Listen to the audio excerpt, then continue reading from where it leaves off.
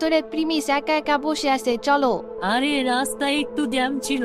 আচ্ছা যাই হোক, তুমি ওই ছেলেকে বলো নাই তো আমরা ওকে ব্যবহার করব? মানে ওকে আমাদের আসল প্ল্যান বলো নাই তো? ও যাতে না জানতে পারে এইসব। যখনই অভিজিৎ আমাকে প্রপোজ করবে তখন আমরা ওকে সত্যতা বলে মাপ চেয়ে নিব। আরে ভাই, আমি এতটাই ছোট না যে এগুলা বুঝুম না। আমি শুধু এইটাই বলছি, ওকে আমার বোনের বয়ফ্রেন্ড ওই তৈব।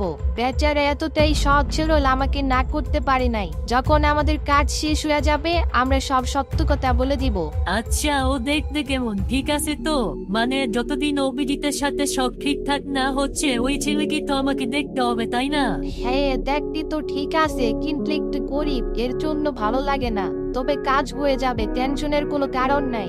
এরপর তারা দুইজন টি ক্যাফের ভিতরে প্রবেশ করতে থাকে। আর এইদিকে সেখানে প্রিমিস আগেই বসে বসে লেমন জুস খাচ্ছিল। প্রিমিসের মনে হচ্ছিল ভূমিকার কথায় রাজি হয়ে সে এখানে এসে নিজের পায়ে নিজেই কুড়াল মেরেছে। আর ঠিক তখনই সেখানে তার পিছন থেকে একটি আওয়াজ আসে। আরে এখানে আমার বোন আইসা পড়ছে, আর তোমার এখনো জুস খাওয়া হয় নাই? এতক্ষণ সময় লাগে জুস খাইতে? ভূমিকার কাজিন ইয়াসমিন প্রিমিসের ড্রেস আর চুল দেখে পেছন থেকে মনে করছিল এটা নিশ্চয়ই গরিব কেউ হবে। কিন্তু যখনই প্রিমিস পেছন থেকে তাদের দিকে তাকায় ইয়াসমিনের মাথার হুঁশ উড়ে যায়, কারণ তার বিশ্বাসই হচ্ছিল না তার বোন যাকে গরিব ভাবছে সে আর কেউই নয়, প্রিমিস চৌধুরী। এইদিকে ভূমিকা যাকে তার কাজিন বলছিল সে আর কেউ না, ঢাকা সিটি ব্যাংকের ম্যানেজার ইয়াসমিন। তারা দুজনকে দেখে একদম অবাক হয়ে যায়।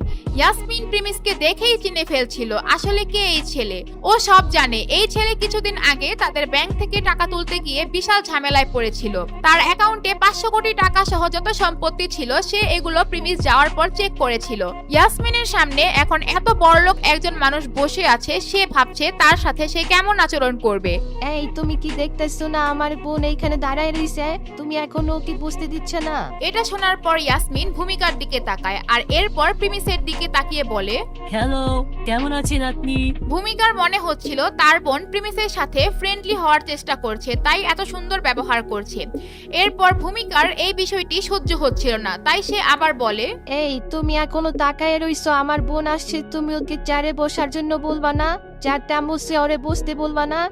আরে না না, তার কোনো দরকার নাই, আমি এখনই বসতাছি, আপনি বসেন, কোনো সমস্যা নাই। প্রিমিসের মনে মনে অনেক হাসি পাচ্ছিল ইয়াসমিনের এই অবস্থা দেখে। এইদিকে তারা দুইজন দুই চেয়ারের মধ্যে বসে আছে আর ভূমিকা মনে মনে ভাবছে ইয়াসমিন প্রিমিসের সামনে একটু বেশি বেশি করছে। ও বুঝতেছিল না প্রিমিসকে এত সম্মান দিচ্ছে কেন।